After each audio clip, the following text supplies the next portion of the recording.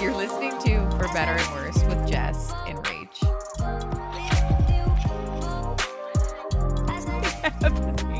There's something happening. Do you need a burp?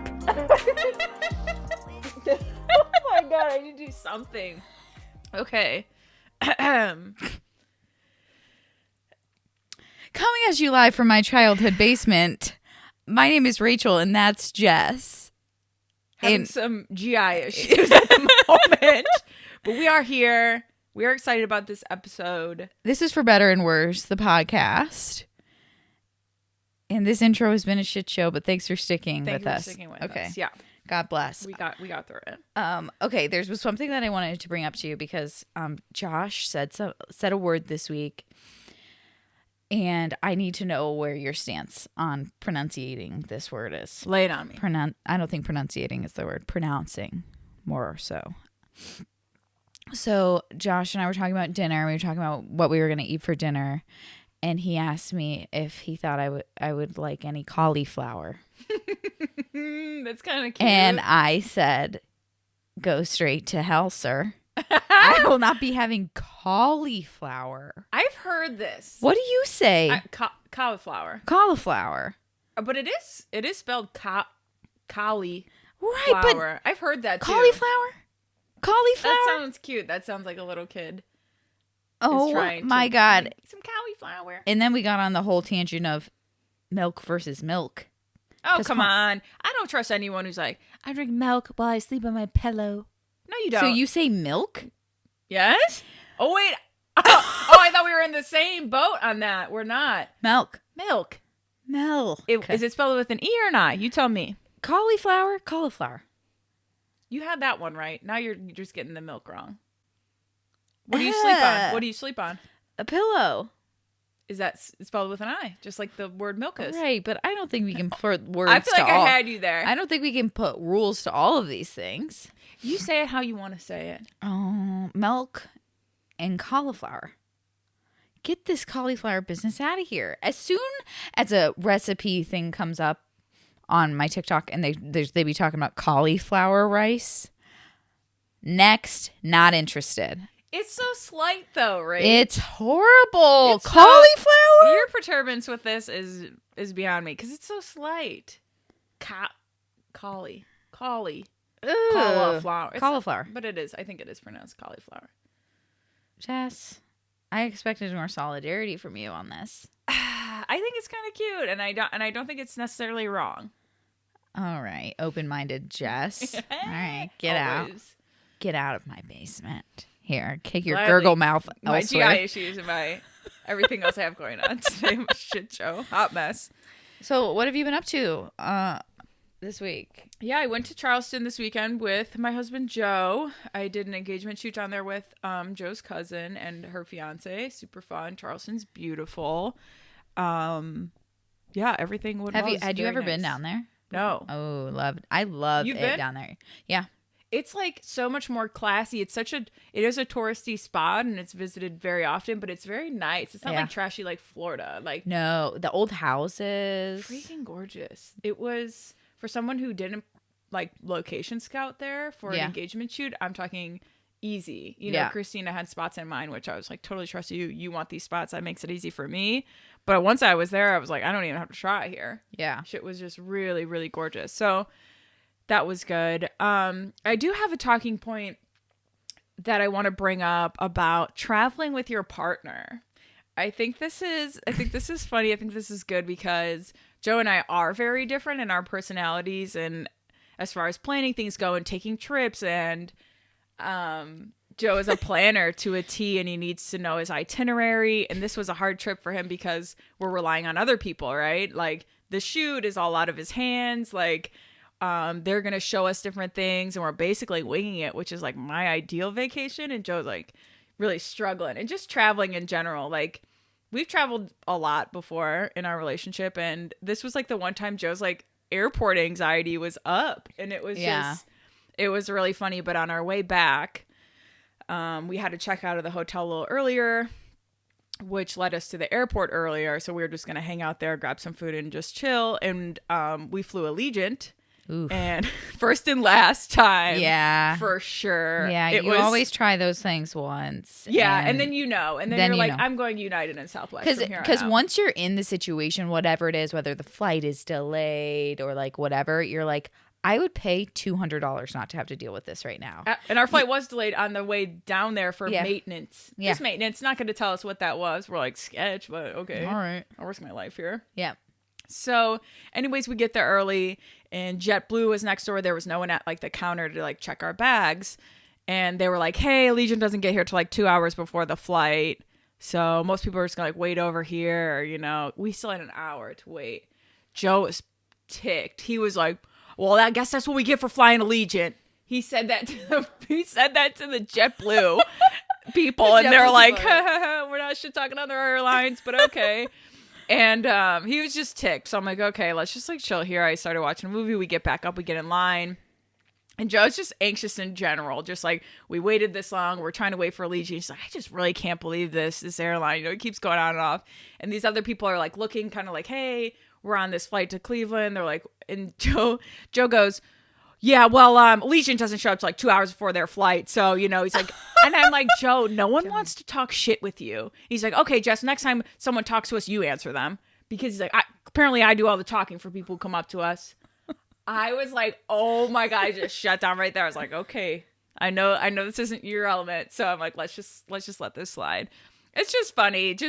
And like Joe was doing this like weird like song while we were waiting for security check, and he told me like he hates security check because there's chaos. Like nothing about it is organized. You have to put your shoes in your hand. You're just standing there like, what do I do? He said he hates all of it. Yeah. And it was moving pretty quickly, and he was doing this like song, and I'm like, if this is your coping mechanism, go for it. But he was like, keep it moving, keep it moving, to like Body Moving by Beastie Boys, like to the tune of that. And I was like, whatever helps you, Joe, because you're really uncomfortable. You know, it's really funny. Just pointing that out about people who travel. And I like that you have a sense of humor, because if Joe wasn't with someone that did, I don't know what Joe would. I just like shut it down sometimes. I'm like, because then he always comes back. He's like, sorry, Jess. I was really stressed. Yeah. And he will be like, hey, you know, I really was stressed in that situation. And he'll like debrief it with me. And he's like, I just want to apologize for,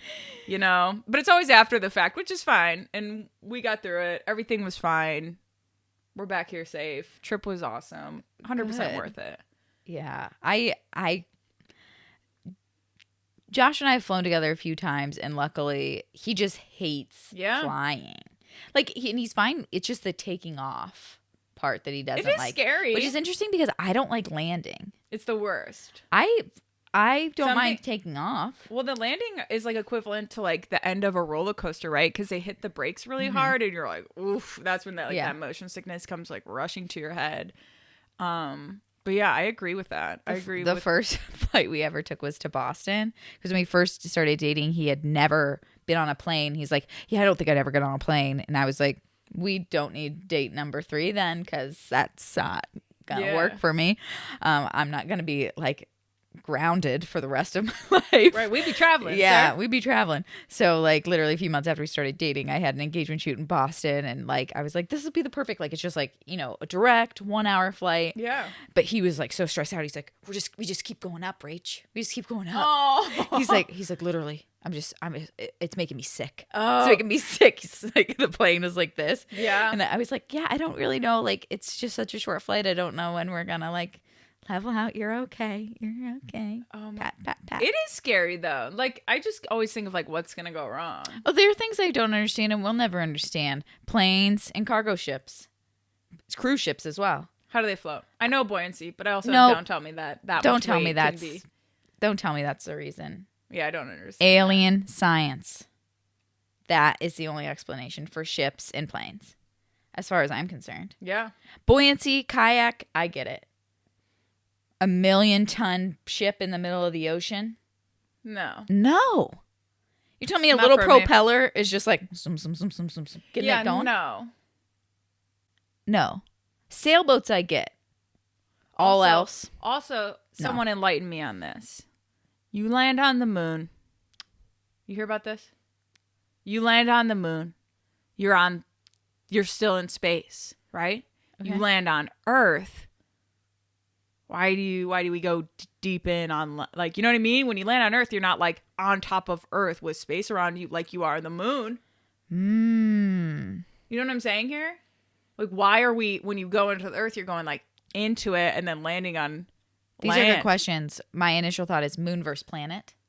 Moon versus planet. Because Mars. Does that have to do with gravity? Or? In the sun, maybe? Don't come for us. Don't come for us. We don't know. Just someone explain it to us, and then we'll just pretend like this never happened. Yeah. My sister got really, really into space this year. It was like a spiritual experience for her. Maybe it was 2019, 2020. I don't know. But it was like she finally figured out space. Like she finally figured it out. Like that it what exists. What a moment of realization. Maybe we can have Laura on and she can talk about the excitement around space. One of her big concepts that she brought to me, real excited, was, Rach, why don't we know anything about day space? Why don't we know anything about space during the day? Why is it always night space? And I was like, isn't just like space just always look like that? Well, I just said, Laura, we've got the sun. Oh, Like space is just an empty abyss. And she was like, oh.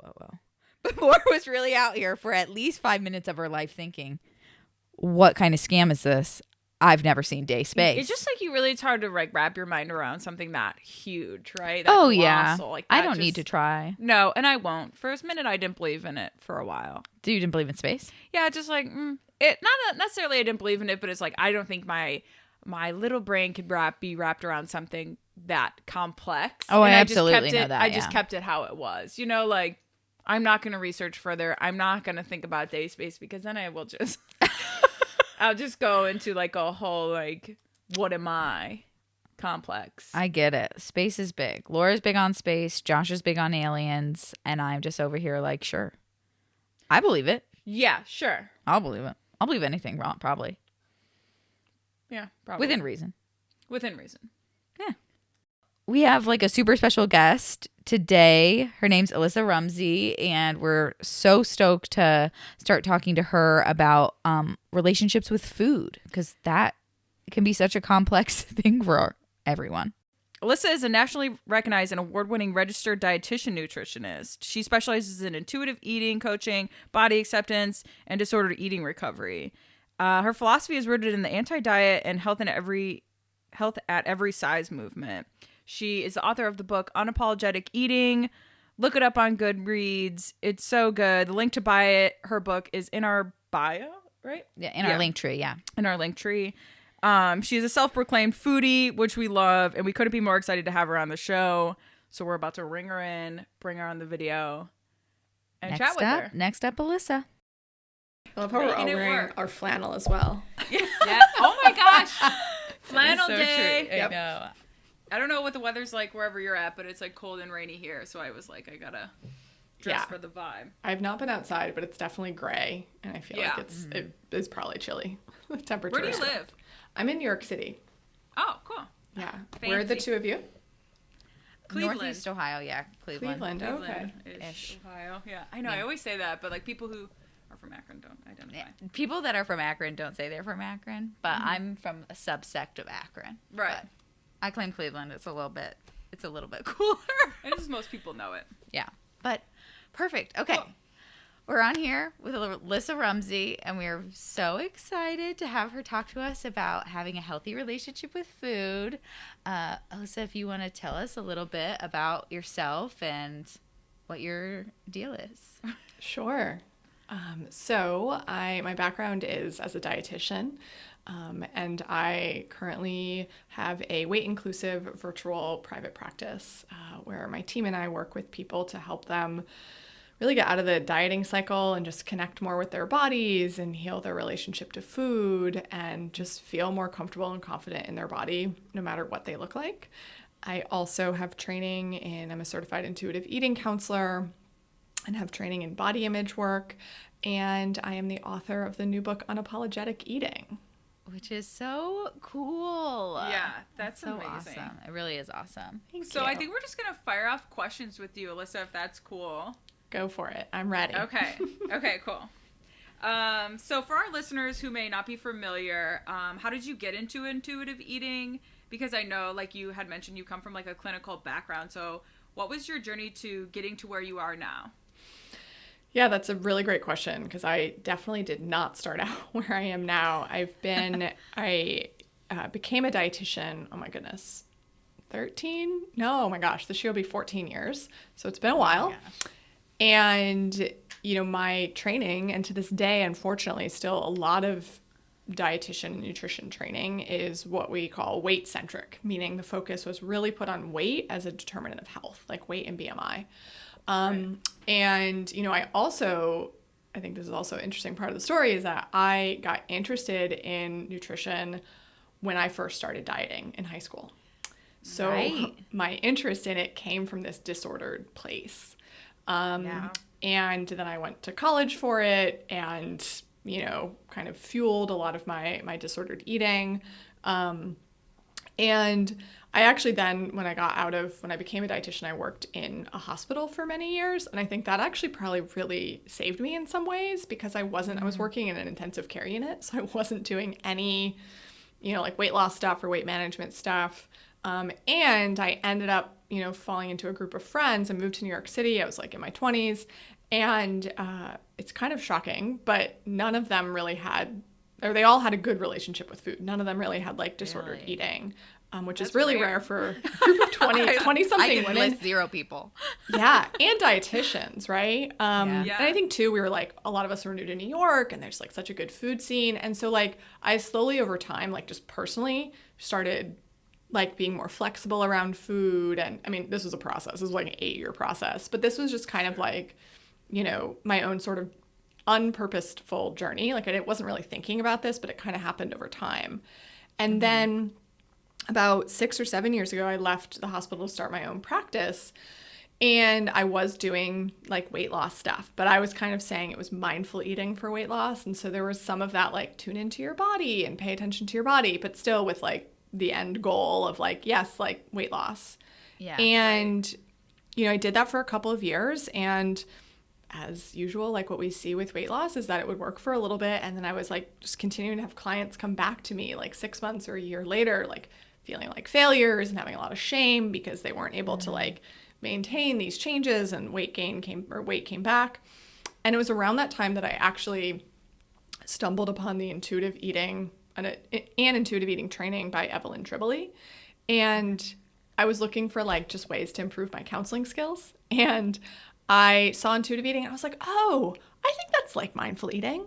Like I literally had not read the book. I hadn't even like heard of it. This is only like 4 or 5 years ago. So this tells you like how far we've come in just a couple of years. Yeah, In that like I've been a dietitian for 8 years and I had never heard of it. So anyway, long story short, I tuned into the first week of that training series and like my mind was blown in some ways of just like the weight science and of like, wait, how did I not learn this? But also at the same time, it made so much sense because I was like, well, here's all my client experiences and like, this is why it's happening. It is not their fault. It has nothing to do with them. It has nothing to do with me being like a bad dietitian. And also just thinking about my own relationship to food, like intuitive eating and really this process of just listening to your own body signals made so much sense. Yeah.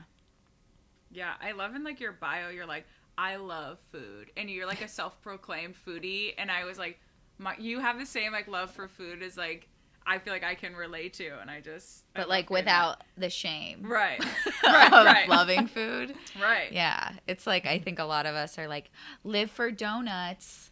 But it's like, you still feel guilt about it. Yeah. Like, we're like wedding photographers, so like we always feel like we have to put these quips in our bio, like never a slice of pizza we won't eat. Like stupid like things to make us seem relatable. Yeah. But like I also loved what you have like in your book about like the privileged bodies, like how bigger bodies don't have the privilege of being able to say things like that without judgment. Yeah. And like as someone who like fluctuates between being considered a bigger body and like a mid-sized body, and depending on what group of people I'm in, I'm most likely the biggest person in the room. Like it is such a weird like topic of conversation to have, and why like I'm really thankful that you're coming on the podcast as someone who's like no, you're like certified to talk about this stuff. Yeah. Like, I feel like sometimes I preach this stuff to my friends and they're like, Rachel, you just love yourself. You're just one of those crazy kids. Like, it's but it takes all of us, right? Like, I'm not the expert of anyone else's body, and I certainly am trying to bring, just to use my platform and this like body privilege I've been given through like nothing I did, right? Like, this privilege was handed to me unjustly. I'm in a thin body, I'm white, cisgender, heterosexual, like fairly wealth privileged. So I think like you doing that and like saying it to your friends, like the more people we can just normalize like eating and enjoying food and not feeling guilty about it and not feeling like ashamed of our bodies, like that's how we change the world. Is like, especially people who have like any kind of like marginalized identity, for sure. Yeah. Right. What would you think are some like the most like normalized but like toxic phrases that we hear in culture? Like the initial things that like our listeners could be like, I should probably stop saying that. I should probably flag that as an unhealthy behavior. That's such a good question.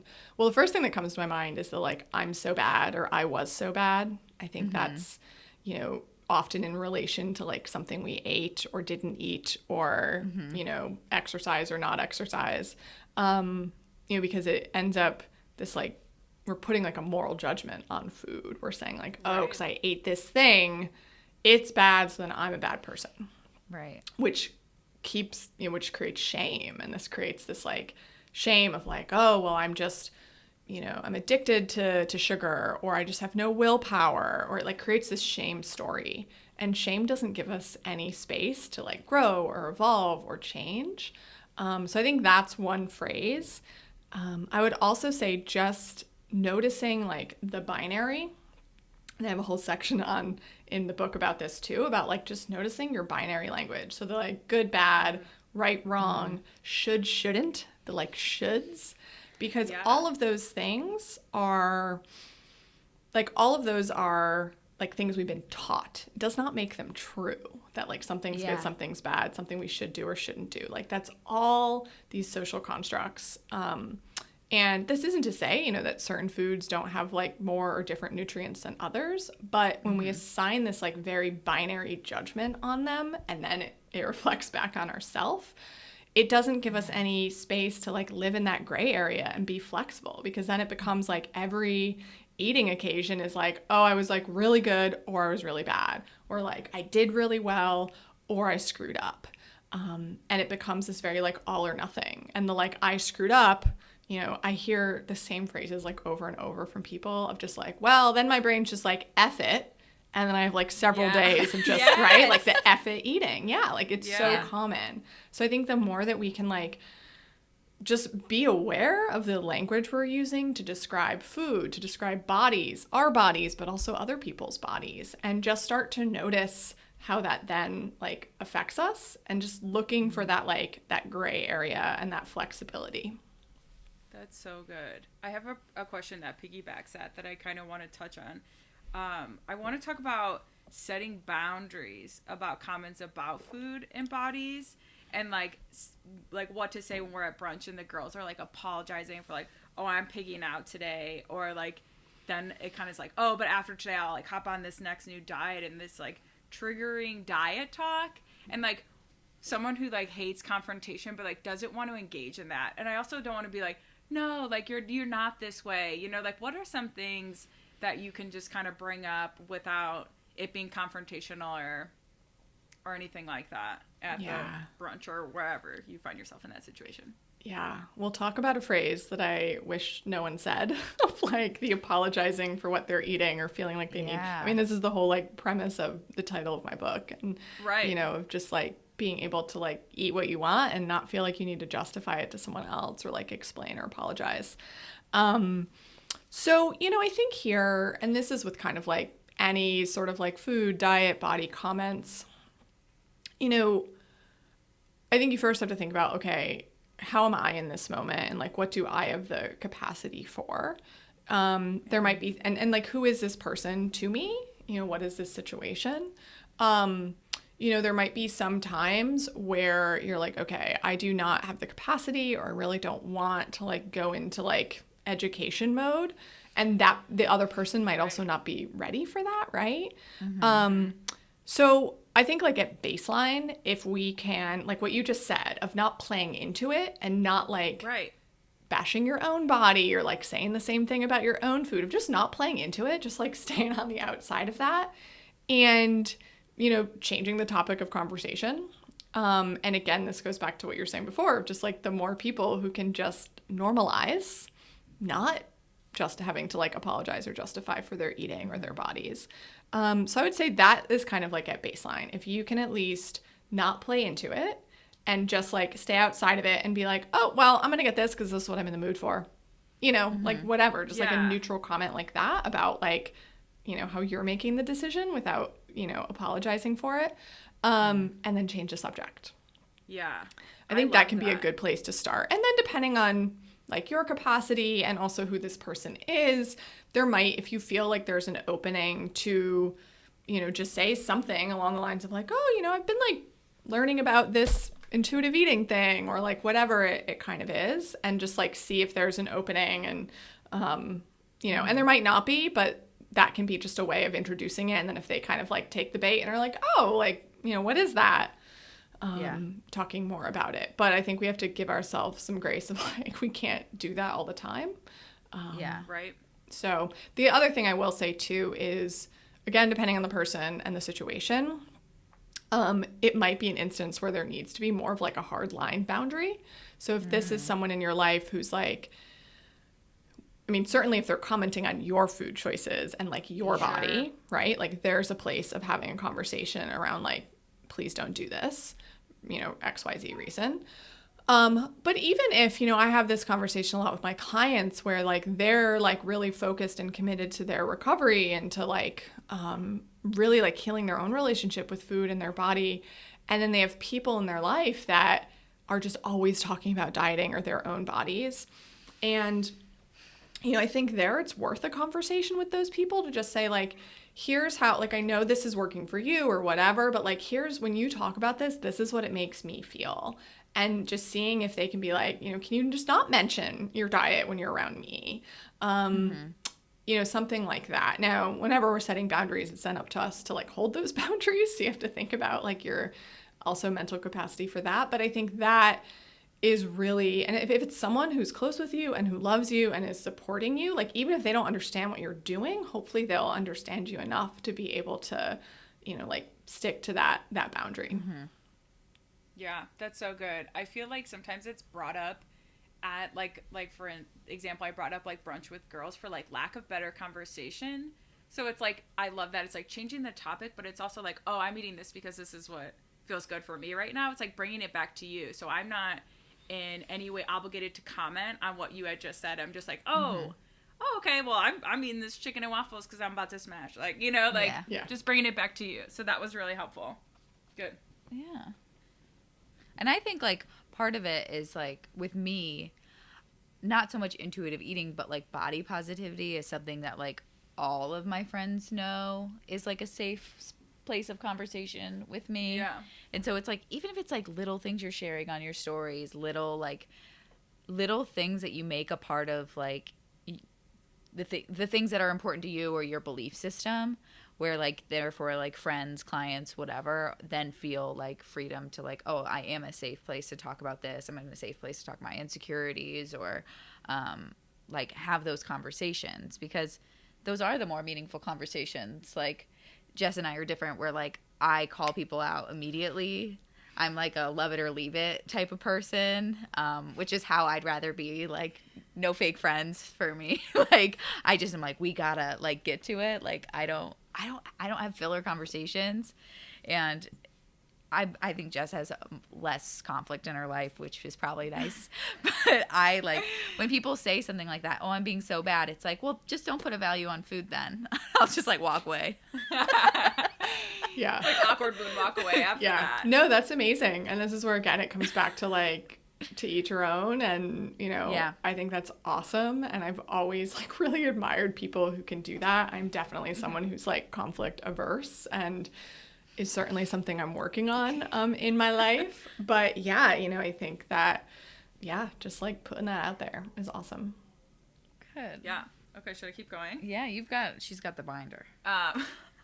Okay, this kind of piggybacks a little bit, but one of our listeners actually asked this one. How do you explain why you don't diet without making your loved one feel bad for their choice to diet? Wow, that's such a great question.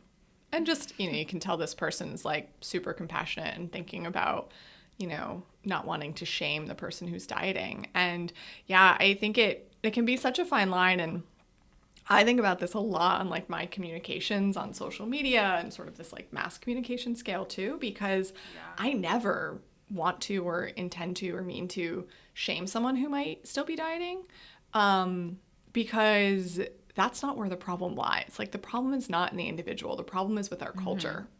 So on like a mass scale, I think that's something to just, I always am thinking about how can I make sure it's like, okay, it's not a problem of like the person who diets. It's the problem with the culture that makes us feel so bad about ourselves. It makes us feel like we have to fit into this certain mold and have to do these certain things or look a certain way in order to be accepted, loved, etc. So I love that this person is thinking about this. And again, I think it comes back to like the you do you kind of thing and of just sharing for yourself. Like, you know, as I've learned more about this and just like whatever like success or whatever like really has brought you to, you know, kind of the getting off the diet train. And yeah, the person might not be ready to hear it, but I always have to think we're just like, we're planting the seeds. Like we're not like putting anything on them to do, but we're just talking about our own experience. So even, you know, I have one client who's like, has some kind of phrase along the lines of like, well, I found something that like really works well for me. You know, it's like this XYZ and just like talks about it like that and has like a 1 or 2 sentence thing. And then if the person again is like interested and they ask more, then she will share more about it.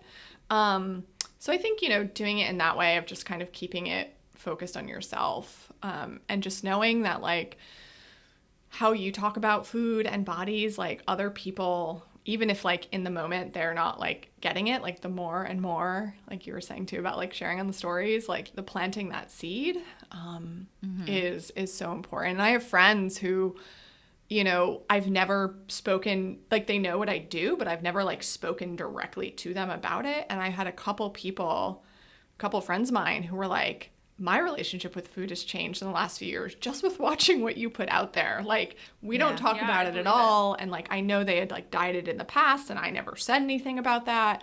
But, you know, so I think that that's something that I always come back to as well, of just like how we talk about food and our bodies and others' bodies really reflects back, and like people notice that. Yeah. I feel like on the other's body thing, like the thing that I think is sometimes the hardest thing for us to deconstruct is like, if you are like have fear of gaining weight, you're therefore putting a value on like someone else's body type. Like, I wouldn't want to get there. I wouldn't want to be that person. Or even maybe you're comparing it to a different version of yourself. And it's like, how do you like deconstruct basically like putting separate value on someone else who maybe you don't even know them. Maybe it's just like a plus size model or like, you know, a social figure. It's like, how do you get out of that like judgment circle? Because that's what I think is the most dangerous part about diet culture and everything, is because like you've made someone else the like poster child of like the before picture. And I don't like that. Yeah. No, I'm so glad you brought that up, because I think, I mean, this is why I just feel like there needs to be this hard and fast rule of like no body or weight talk, because, and I think, you know, what you just mentioned, like people first have to have, and this goes back to like this just wild diet culture we're in, where like it is just this, I had a conversation with someone this morning about this, of like when she was pregnant and she like lost a couple pounds in the last trimester, and her midwife's first response was like, oh, that's great. Because it was just like so internalized, even though this is like a woman who's 7 months pregnant. So it's so internalized in us, and most people don't realize, right? It's just so in there. It's like implicit bias. They just don't realize that they have this like implicit anti-fat bias. But But I think that, yeah, it is kind of raising that awareness of, you know, especially like, you know, and I think about this with like my thin privilege of, you know,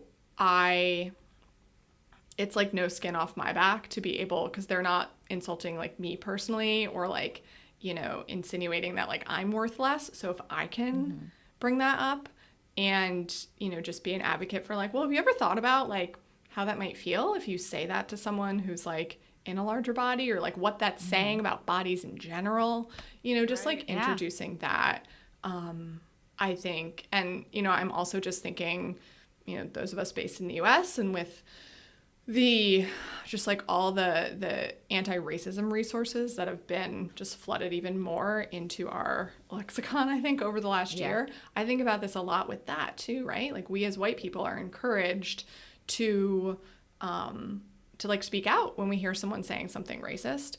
And I think about that the same thing with weight bias and like anti-fat and like fat phobia is like, can we also like speak to how that is just like racism is a form of discrimination. And again, it doesn't make the person who like wants to lose weight a bad person, but just to try to like step outside ourselves and see if, you know, just giving a little context of like how that might make others feel, or like what you're saying about your body, how that reflects on other bodies. Yeah. Can you real quick talk about fat phobia and like what that is as like a definition? Sure.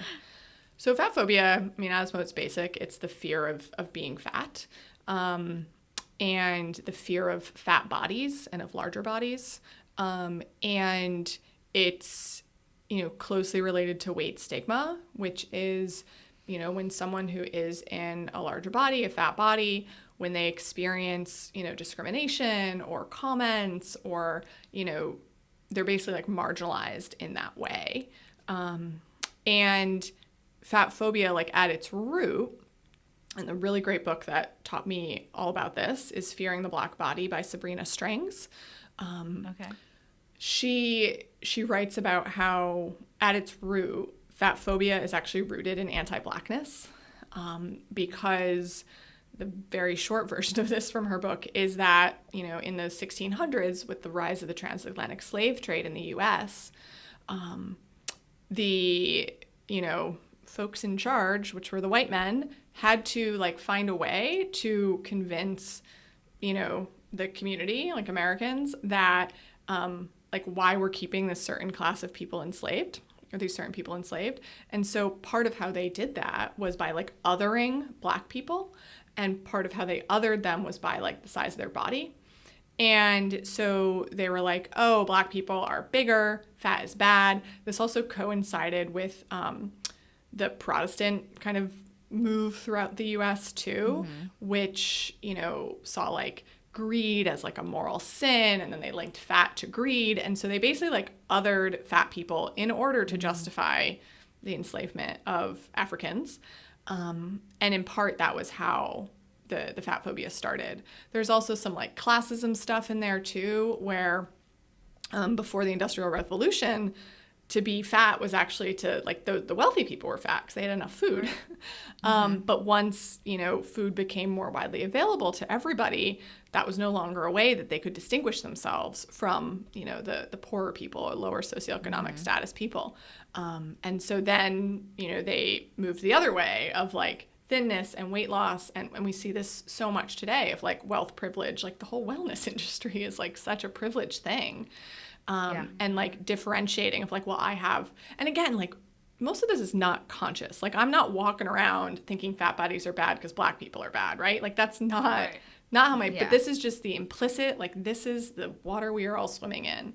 And then also sexism. So Naomi Wolf in The Beauty Myth talks a lot about this, about, you know, dieting being this great distractor.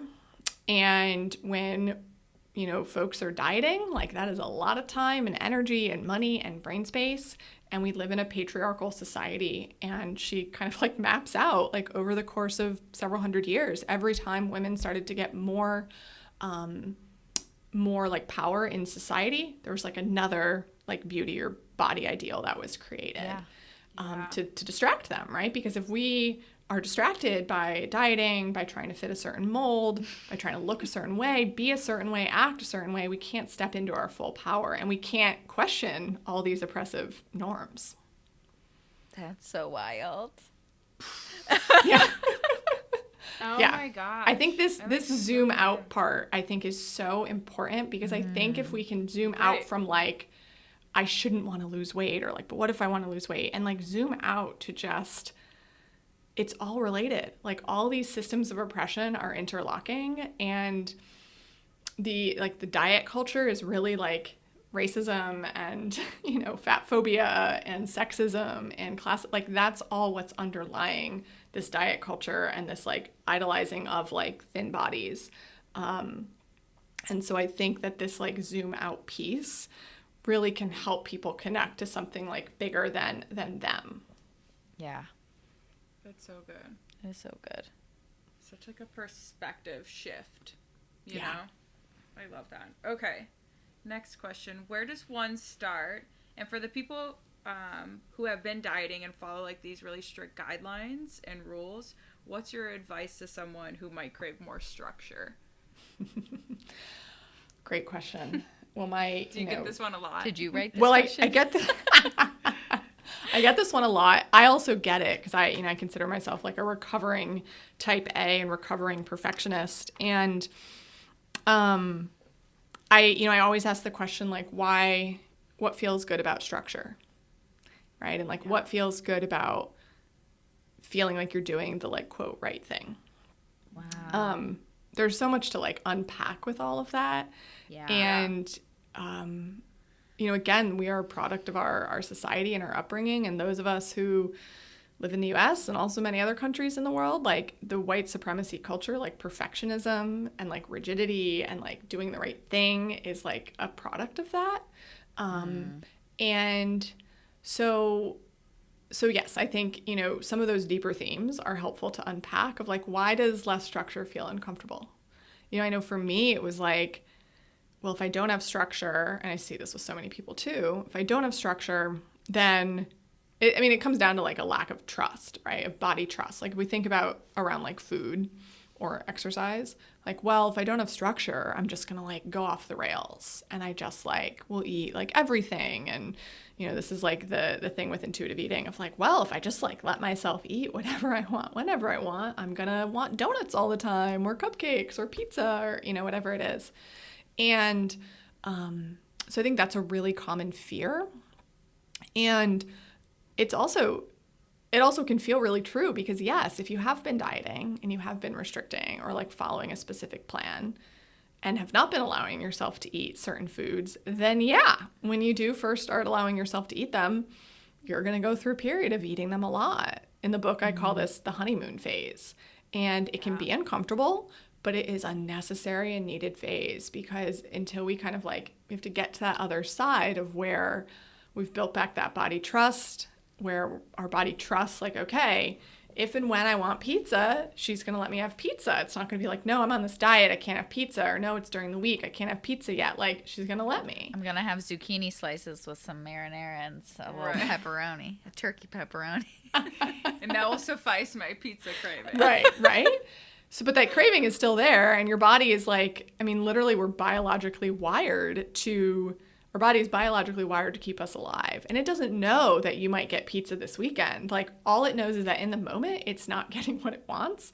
And it's wired to like, that scarcity triggers, the increased craving. So you might be able to last a few more days without getting pizza. But then that's why like weekend comes and it's like, bam, like half a pizza or a whole pizza is demolished. And not that that's a bad thing, but like, that's like often why it's happening. Yeah.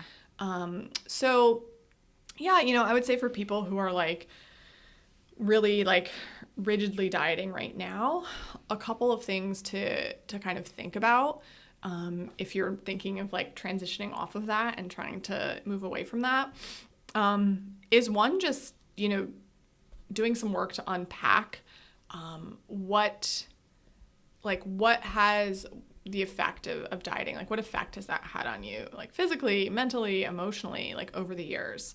Often I ask this to clients of like, well, what's been helpful about like having this structure, let's say? what's also been not so helpful or even harmful. Often it's harmful because there's a lot of harmful side effects from dieting. And because also dieting, for many people is used as a coping tool. And our coping tools all develop from a place of like trying to keep us safe. So, it could be that, yeah, dieting makes you feel like more in control and makes you feel like more grounded in the short term. But in the long term, that is generally not what happens, right? So I think, looking at both sides of it and then really just thinking about, what is it that you want your day and like your life to look like? And like, where are you going in life? And is continuing to pursue intentional weight loss, continuing to try to control your body, to control your food, is that bringing you closer to like what you want out of life and to like what your values are and to where you're trying to go? There's also a whole chapter in the book of like values work and self-discovery, because I think connecting to this piece, in addition to connecting to like these larger systems of oppression and understanding how they've been created to try to control us, to control the masses, I think also connecting more internally to like what's important to you, and what really matters in your life and what you want out of life, and connecting back to that. So I think like some of that you can certainly let go of some of the restriction in the absence of that, but it's that work that when times get tough, because this process can be really challenging, especially in the beginning, that you can continue to like come back to that why of like, here's why I'm doing this.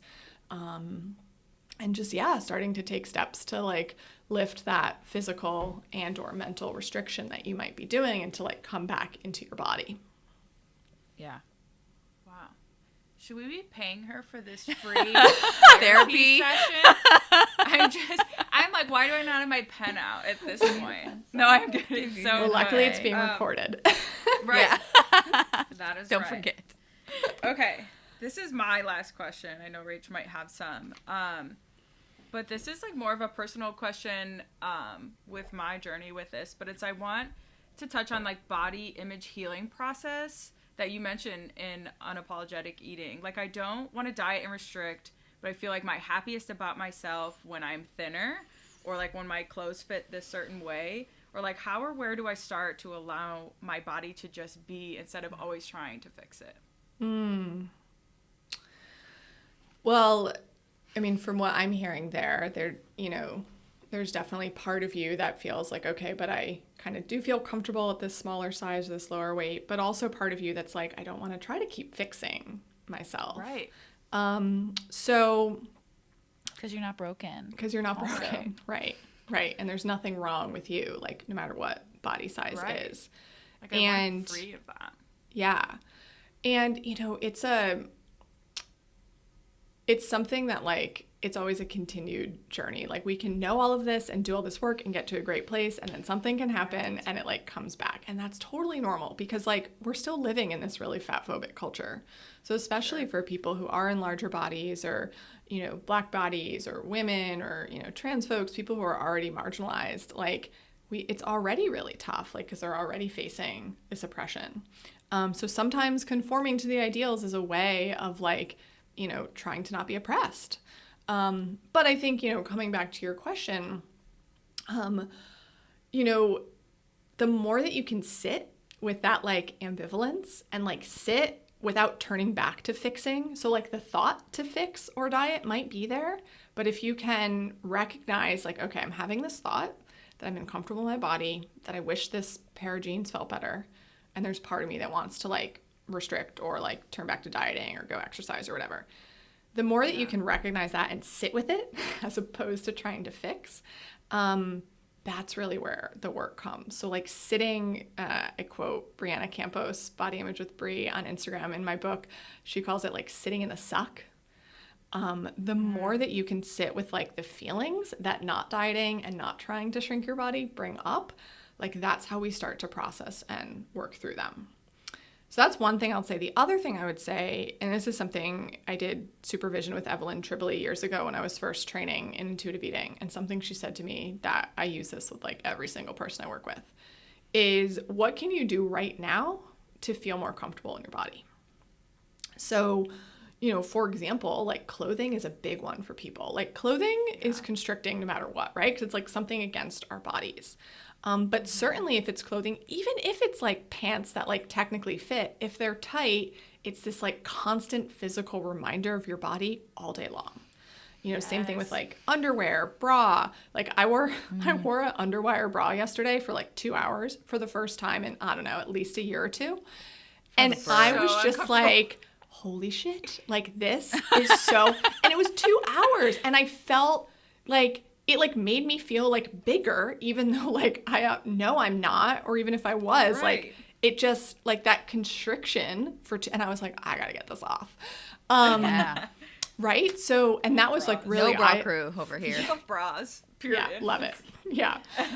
So yeah, I think, you know, it can be really scary to think about buying bigger size clothing for a lot of people, and I get that, but I will say that that is like the number one thing that my clients say to me that really help them as they're like trying to sit with this stuff that this brings up is like, okay, yes, it was hard for me to take that step and like see that label, that size, but like now I did it. My clothes fit better. I feel better. It's not this constant like reminder of my body all day long. That like, what can you do to like give yourself some space to like sit with this discomfort without like turning back to fixing? One question that I know we got, and I didn't know if this was like your like realm, but I feel like you would have a good, at least like nuanced opinion about it, is like the body positivity movement versus body neutrality. Like, do you feel like one leads to the other, or is it kind of just like whatever feels right to each individual person? Like, body positivity to me is more like, yay, gung-ho, I'm hot, like everyone's hot, like I love all these things. Body neutrality being like, I'm not placing any value on my body nor anyone else's, and like living with that. And I personally feel like I flow between the two a little bit. But I was curious to hear like your opinion coming from like such a clinical mindset, and obviously like having clients that are on these journeys themselves. Yeah. So I think to start, I think it's important that we understand the roots of the body positivity movement, which actually grew out of the fat acceptance movement of the 1960s, which was really a group of people groups of people who were trying to end weight discrimination and discrimination against fat folks. And so body positivity was like a tenet of the fat acceptance movement, and was a place for fat people to see themselves represented, where normally they didn't and don't see themselves represented.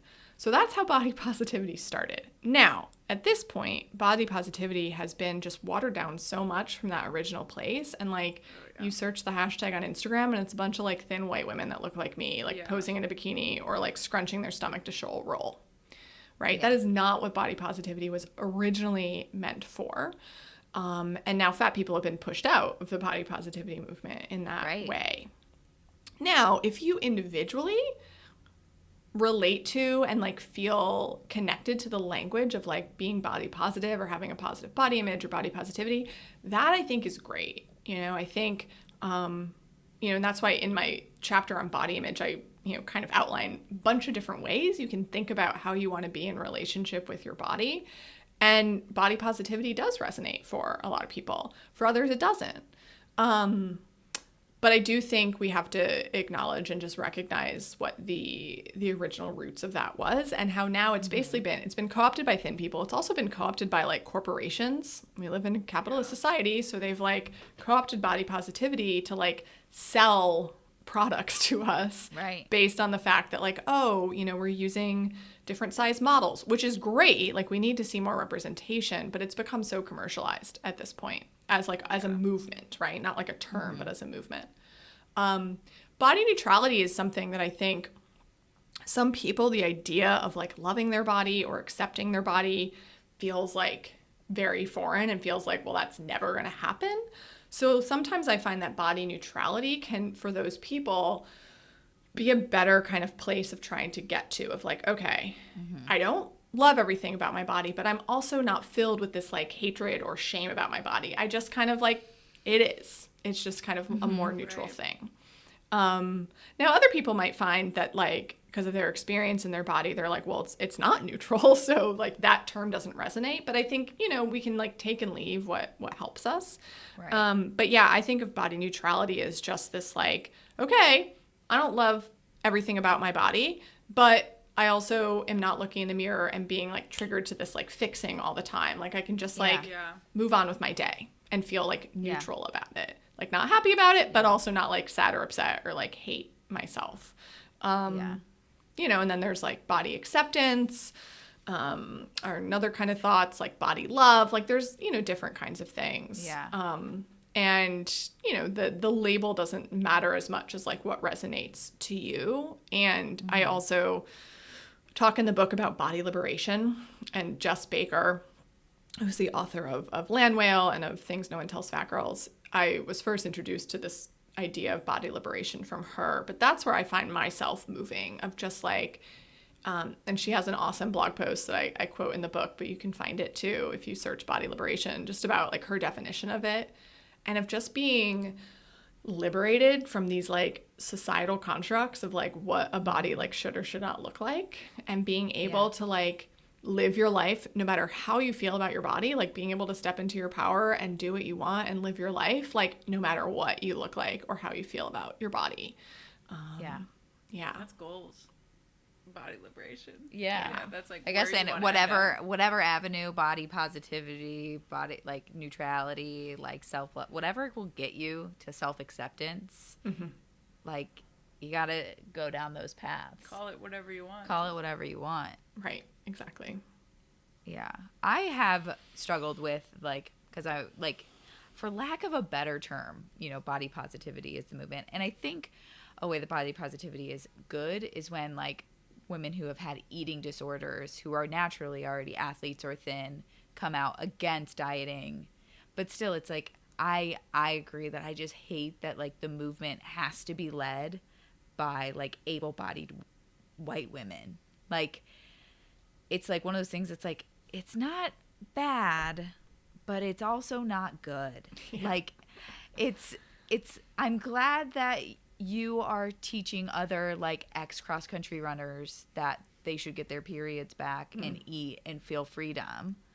But I also want to be able to see people like me and people who are bigger say the same things without the hate, without the you're promoting obesity, without the like why, when like I remember growing up and being at slumber parties and counting the pieces of pizza that my friends had to make sure that I didn't eat more because I was the biggest one.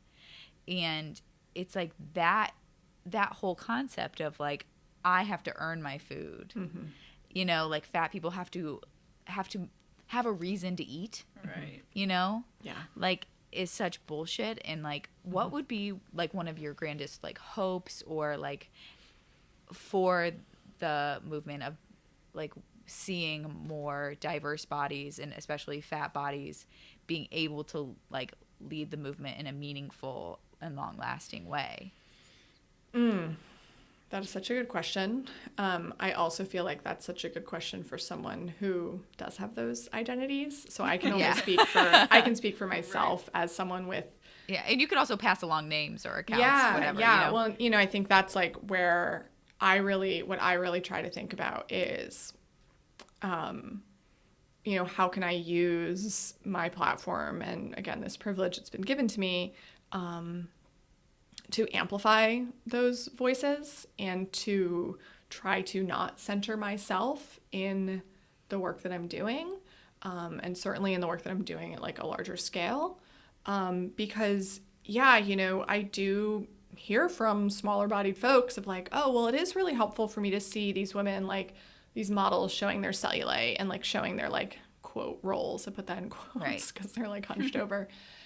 And I always just think, I'm like, okay, but who does that help? If that's only body positivity for like thin white women, right? Yeah. And like, is that what we're trying to do? Like, no, like, you know, thinking of it from this like intersectional feminist perspective of like, no, like we don't want to just improve things for thin white women who already have a lot of privilege. Like, yes, we all deserve to feel comfortable in our bodies, but how can we, do this in a way that is like centering those who are most marginalized? And I mean, this is, to be perfectly honest, this is still something like I struggle with to think about of like how to do and, how to do in my work. And I think there's no like right or wrong answer, but I do think we need to be like having these conversations and thinking about, does me posting this photo and like specifically posting this photo of me pointing out the cellulite or the roll, who is that helping?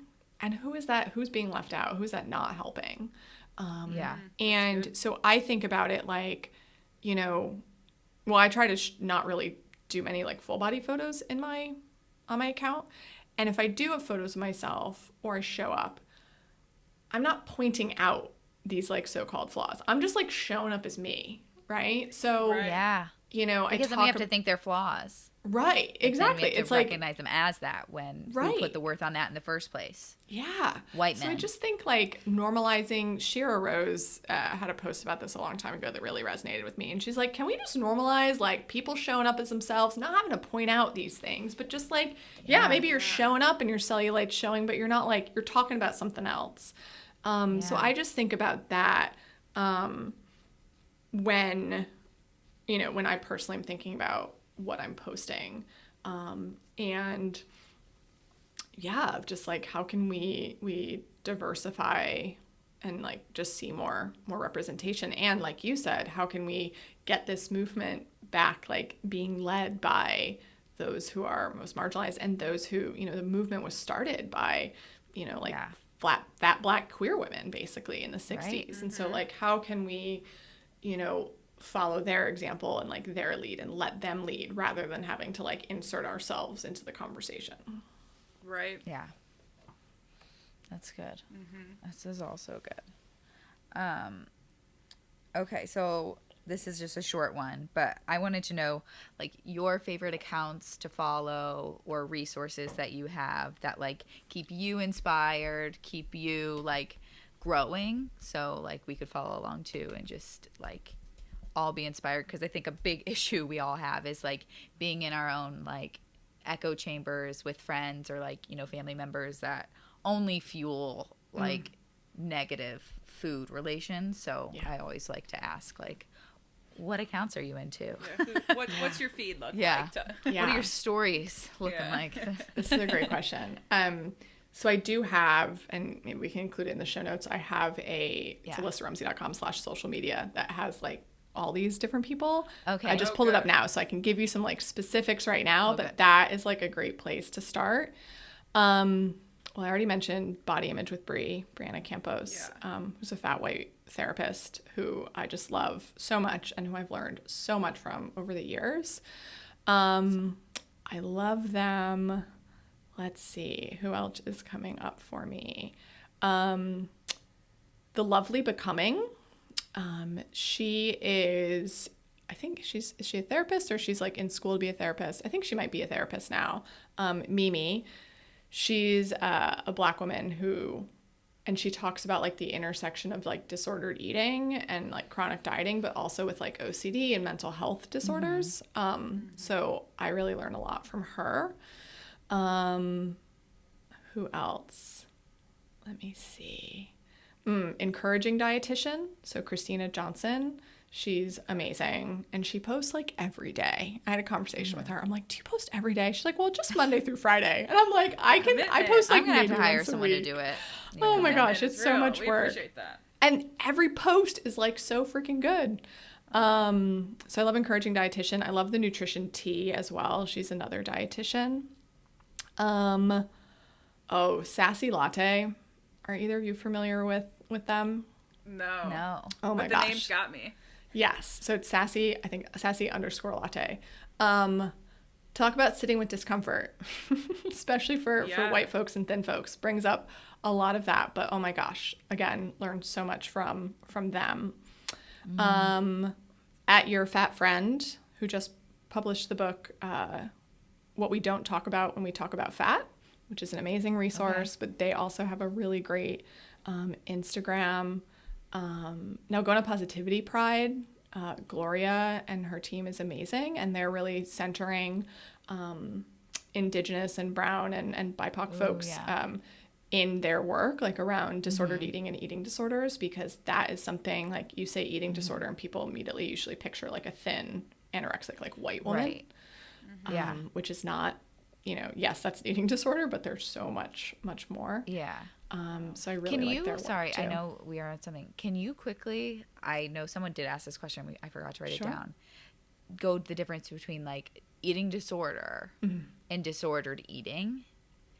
Like how would you best describe that? Like to people, like, I think people think eating disorder, anorexia, bulimia, right? Starving yourself or purging. Yeah. Versus disordered eating, like, because I think a lot of us have it. Yeah. Like disordered ways of thinking about food. Yeah. So. Yeah, sure. So yeah, if we think of like eating disorders, or almost like clinical eating disorders, meaning the ones that fit into like the DSM-5 criteria.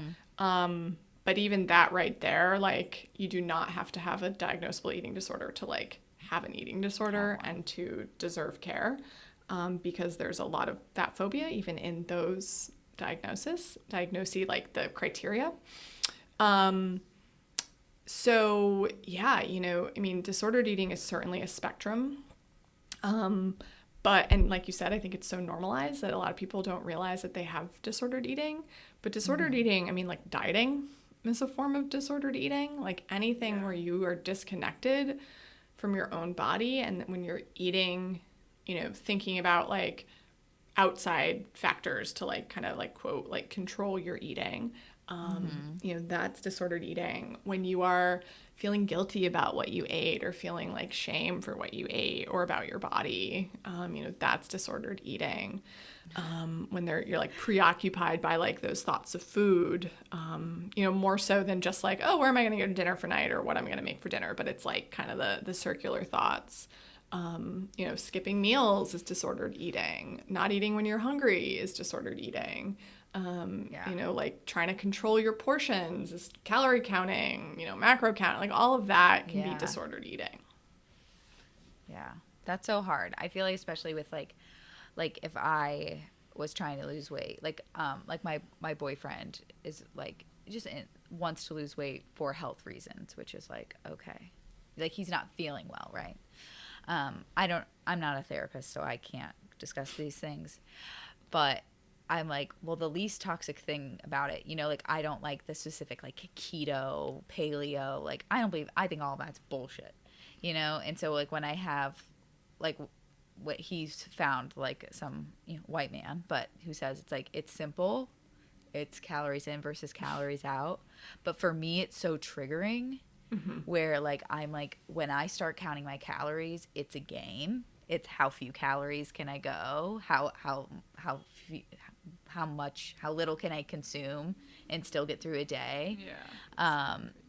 Like how do you even lose weight if you aren't aware, like all of these things. And it goes back to, why do you want to lose weight? Why is that important to you? Why is that a value? But for whatever reason, if weight loss is a priority, like as set by you or your doctor or whatever, how do you even do that if you're not doing all these things that we're taught you're supposed to do, Yeah. Well, it's my personal belief that any trying to intentionally lose weight at all is going to set you up for some sort of disordered eating and disconnection from your body. Yeah. And this like for your health thing, and I know we're like running towards the end, but this is like a whole nother discussion of how weight is like not a good indication of health. And yes, it might be an indicator that like something else is going on, but it's not necessarily the weight that's making someone feel bad or feel unhealthy or causing certain diagnoses. It's like behaviors and like environment and circumstances. Yeah. So like, can we divorce weight and health? And can we be like, okay, what can I do? Like, what does health look like for me, first of all? A quick shout out to my friend and colleague, Rachel Hartley's new book, Gentle Nutrition. She has this amazing chapter on redefining health. And we're actually planning to do a workshop later in April about this.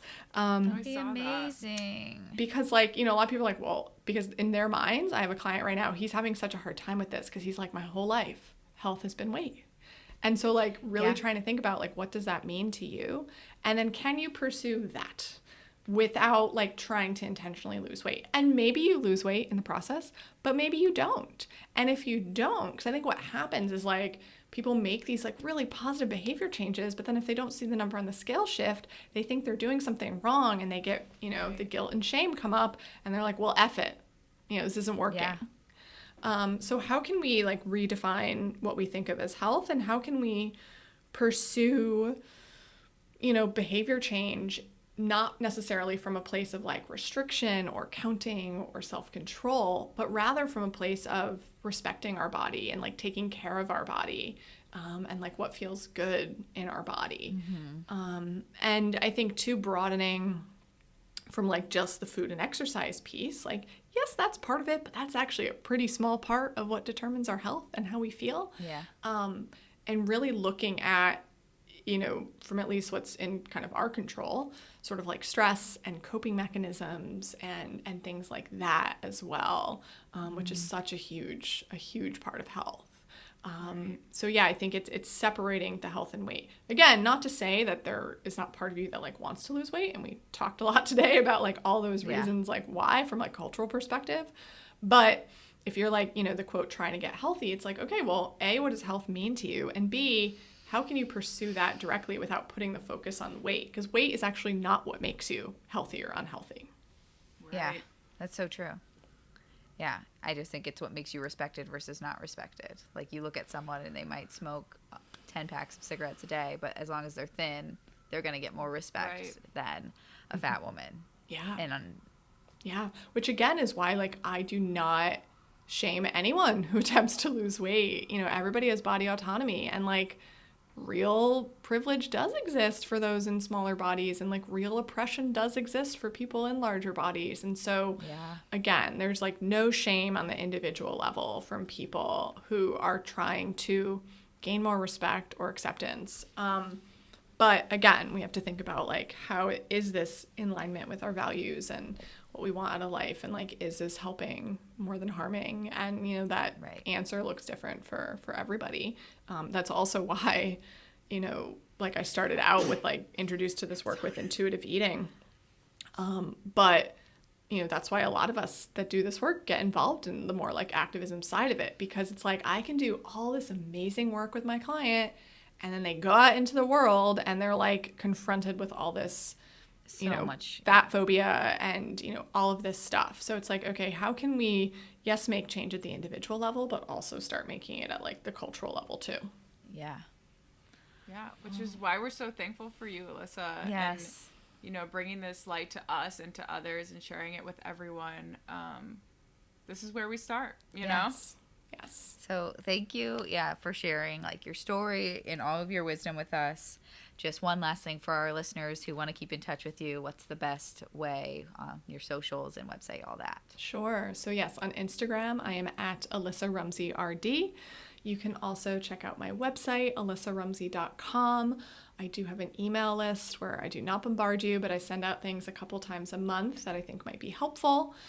So those are the two best places. And then my book, Unapologetic Eating, covers literally everything we talked about today. So that would be, if any of this resonates, that would be a really great resource. And it's written in a way that, you know, I wanted it to be both educational, but also really practical that people can like take. And it is an easy read. It's so Alissa, good. You should be really, really proud. Yeah. Thank you. It is really wonderful to read, and that is already linked in our link tree. So awesome. Oh, everybody check that out. Yeah. Thank you so much. Thank you so much again. Thank you, Alissa. This was makes me teary. Yeah. You're so cool. Thank you. Of course. I'm so happy that you had me on. It was so nice to meet both of you finally. And thank you again. All right. See ya, Alissa. Okay. See ya. Have a good one, everybody. Bye.